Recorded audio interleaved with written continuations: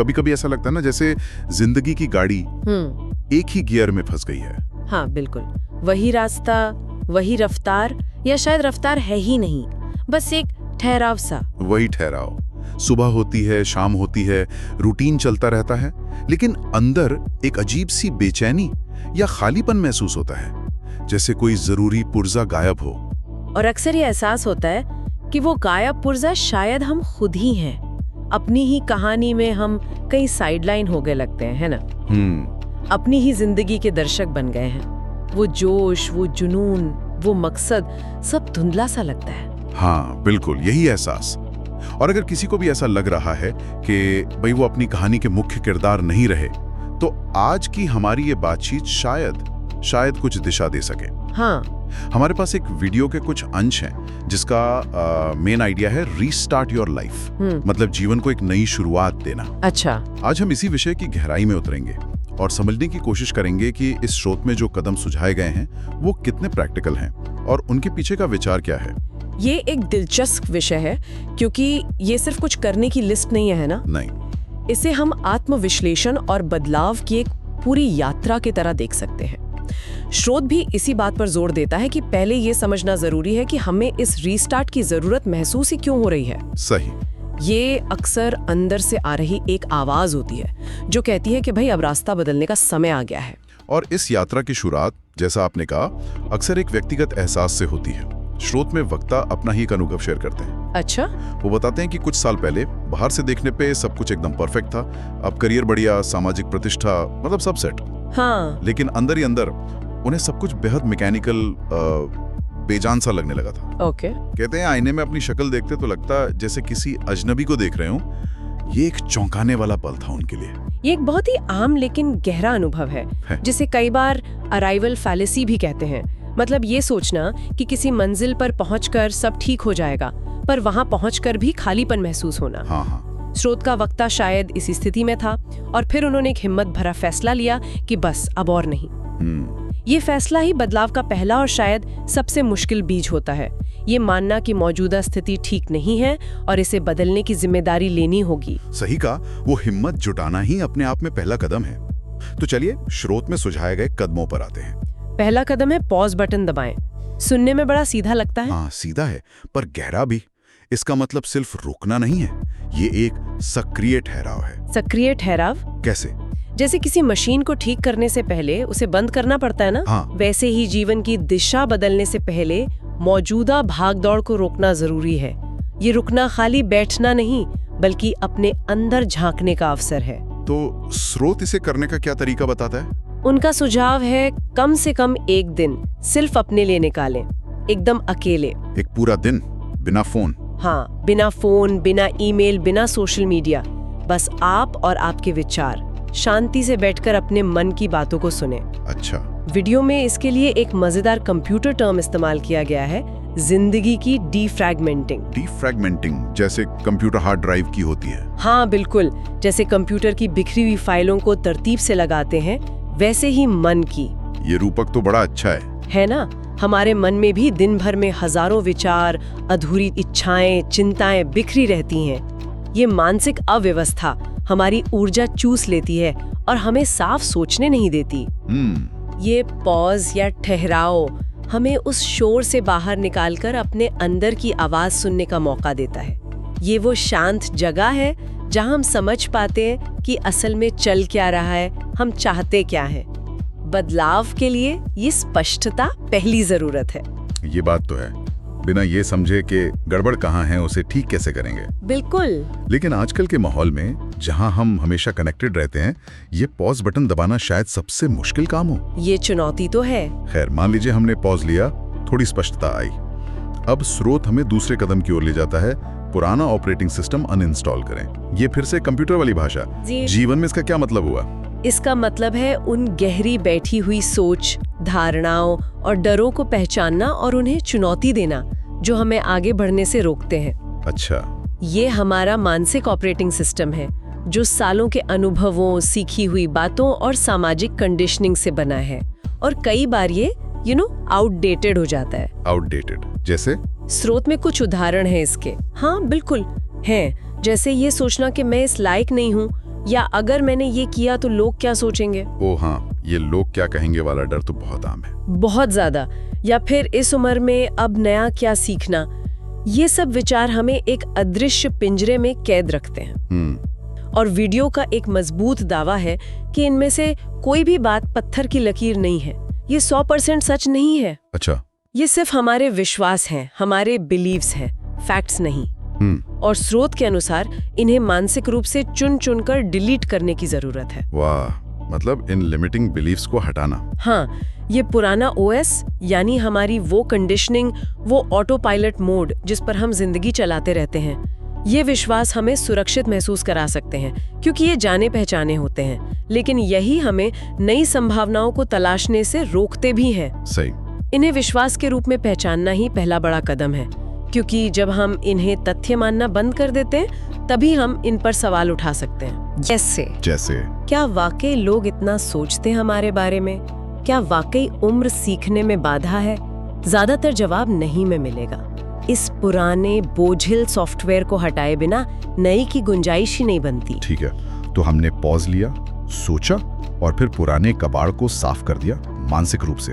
अब सवाल उठता है आगे कहाँ जाना है? हाँ, दिशा। यहीं पर तीसरा कदम आता है और ये शायद सबसे ज्यादा आत्मचिंतन वाला है। अपना क्यों फिर से खोजें। Find your why again. हाँ, ये बदलाव की यात्रा का दिल है, मकसद की तलाश, द कोर। स्रोत यहाँ कुछ बुनियादी सवाल उठाने को कहता है। हम जो कर रहे हैं, हमारी नौकरी, हमारे रिश्ते, हमारी रोजमर्रा की आदतें, हम ये सब आखिर क्यों कर रहे हैं? क्यों? ये बड़ा सवाल है। हाँ, क्या सिर्फ इसलिए कि यही करना सिखाया गया है, या पैसे कमाने हैं, या समाज को दिखाना है, या फिर इनके पीछे कोई गहरा व्यक्तिगत अर्थ है, कोई ऐसी वजह जो हमें सुबह बिस्तर से उठने पर मजबूर कर दे खुशी से। वीडियो इससे कहता है उस क्यों को ढूंढना जो आंखों में एक खास चमक ला दे। और यही क्यों हमारी आंतरिक प्रेरणा, जिसे इंट्रिंसिक मोटिवेशन कहते हैं, उसका सोर्स बनता है। अच्छा। जब हम सिर्फ बाहरी कारणों जैसे पैसा, प्रशंसा, दबाव के लिए काम करते हैं तो हमारी ऊर्जा और उत्साह जल्दी ही खत्म हो जाते हैं। हम थक जाते हैं, ऊब जाते हैं। ये तो होता है। लेकिन जब हमारे पास एक स्पष्ट क्यों होता है, एक उद्देश्य होता है, चाहे वो स्रोत में बताए गए उदाहरण हो, जैसे अपना पैशन पूरा करना, परिवार की देखभाल करना या दुनिया में कुछ अच्छा योगदान देना, तो हमें अंदर से एक अटूट शक्ति मिलती है। सही। ये क्यों हमें मुश्किलों का सामना करने की हिम्मत देता है, हमें फोकस बनाए रखने में मदद करता है। ये जीवन को सिर्फ काटने की बजाय जीने लायक बनाता है। बिना क्यों के क्या और कैसे ज्यादा मायने नहीं रखते, है ना? ये बात तो बिल्कुल सोचने वाली है। अक्सर हम क्या करना है और कैसे करना है इसमें इतने उलझ जाते हैं कि क्यों करना है ये भूल ही जाते हैं। और जैसा आपने कहा, स्रोत के उदाहरण पैशन, परिवार, समाज सेवा, ये सिर्फ इशारे हैं। हाँ, हर किसी का क्यों अलग हो सकता है, पर उसका होना जरूरी है। तो ठीक है, हमें दिशा मिल गई, हमारा क्यों स्पष्ट हो गया। अब आगे बढ़ने का समय है। चौथा कदम है नया सॉफ्टवेयर इंस्टॉल करें। इंस्टॉल द न्यू सॉफ्टवेयर, यानी अब अपने मानसिक कंप्यूटर को अपग्रेड करना है। बिल्कुल। पुराने को हटाने और उद्देश्य तय करने के बाद अब जरूरत है सक्रिय रूप से अपने आप को नए और बेहतर इनपुट देने की। ये विकास का चरण है, बिल्ड करना। और स्रोत इसके लिए बहुत ही प्रैक्टिकल तरीके से हो जाता है। कोई रॉकेट साइंस नहीं, बल्कि छोटी छोटी आदतें। जैसे रोजाना सिर्फ 20 मिनट कोई अच्छी किताब पढ़ना, कुछ नया सीखना, कोई भाषा, कोई इंस्ट्रूमेंट, कोई ऑनलाइन स्किल, कुछ भी। हाँ, नई स्किल्स। और सबसे महत्वपूर्ण, ऐसे लोगों के साथ समय बिताना जिनकी सोच सकारात्मक हो, जो आपको प्रेरित करें, जिनकी ऊर्जा आपको ऊपर उठाए, ना कि नीचे खींचे। ये संगत वाली बात बहुत जरूरी है। हाँ, ये नए विचार, नई आदतें, नए लोग ही हमारा नया सॉफ्टवेयर है। ये कदम पिछले कदमों का एकदम लॉजिकल अगला स्टेप है। अनइंस्टॉल ने जगह बनाई, क्यों ने दिशा दी, और अब इंस्टॉल उस जगह को सही चीजों से भर रहा है। सही। हर नई किताब, हर नया कौशल, हर सकारात्मक बातचीत हमारे दिमाग में नए कनेक्शन बनाती है, नए न्यूरल पाथवे तैयार करती है। ये धीरे धीरे हमारे सोचने का तरीका, दुनिया को देखने का नजरिया बदल देता है। मतलब ये धीरे धीरे होता है? हाँ, और यहाँ महत्वपूर्ण बात है निरंतरता, कंसिस्टेंसी। रोज 20 मिनट पढ़ना शायद एक दिन में बड़ा बदलाव न लाए, लेकिन साल भर में ये कई किताबों के बराबर ज्ञान दे सकता है। ये बात तो है। छोटी लगातार कोशिशों का जो संचयी प्रभाव होता है, क्यूम्युलेटिव इफेक्ट, वो बहुत शक्तिशाली होता है। ये नए सॉफ्टवेयर को धीरे धीरे हमारे सिस्टम का हिस्सा बना देता है। ये सुनकर अच्छा लगा कि बड़े बदलाव के लिए शुरुआत छोटी हो सकती है, और इसी से जुड़ा है पांचवा और आखिरी कदम, जिसे स्रोत सबसे ज्यादा महत्वपूर्ण बताता है। रीस्टार्ट बटन दबाएं। Press the restart button. हाँ, सारी प्लानिंग, सारी तैयारी के बाद अब एक्शन का समय, वो पहला कदम लेना। हाँ, और स्रोत कहता है कि ये सबसे जरूरी इसलिए है क्योंकि अक्सर हम सारी तैयारी कर लेते हैं, सब सोच लेते हैं, लेकिन उस पहली शुरुआत को टालते रहते हैं। कल से करूंगा। हाँ, कल से करूंगा, अगले सोमवार से, नए साल से। ये कदम कहता है नहीं, अभी, इसी वक्त एक छोटा सा कदम उठाओ, लेकिन उठाओ जरूर। ये मनोवैज्ञानिक रूप से बहुत महत्वपूर्ण है। इसे कहते हैं जड़ता, इनर्शिया पर काबू पाना। अच्छा। किसी भी रुकी हुई चीज को चलाने के लिए शुरुआत में ज्यादा जोर लगता है ना, बदलाव के साथ भी ऐसा ही है। पहला कदम उठाना सबसे मुश्किल होता है। हम अक्सर परफेक्ट शुरुआत का इंतजार करते हैं, लेकिन वो कभी नहीं आती। स्रोत इसके बहुत सरल उदाहरण देता है। क्या है वो? हाँ, जैसे अगर फिटनेस सुधारनी है तो जिम जाने या 1 घंटे दौड़ने का मत सोचो। तो क्या करें?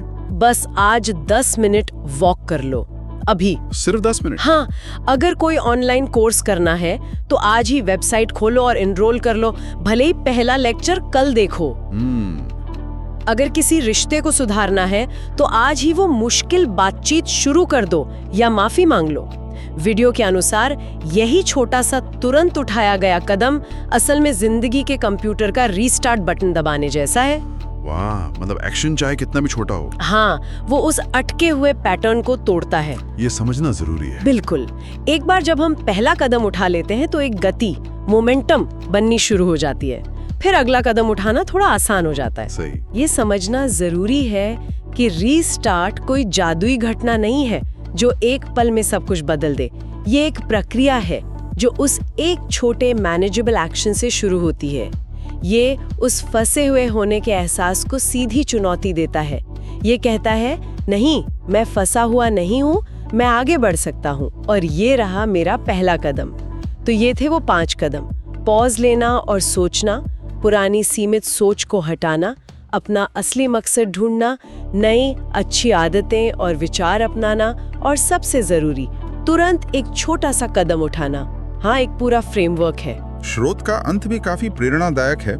वक्ता कहते हैं कि रीस्टार्ट का मतलब ये कतई नहीं है कि आपकी पिछली जिंदगी बेकार या असफल थी। नहीं, बिल्कुल नहीं। बल्कि इसका मतलब ये है कि आप इतने विकसित और मजबूत हो गए हैं कि अब आप एक बेहतर, ज्यादा सार्थक अध्याय शुरू करने के लिए तैयार हैं। अच्छा। ये पुरानी कहानी का अंत नहीं, बल्कि एक नई, ज्यादा समझदारी भरी कहानी की शुरुआत है।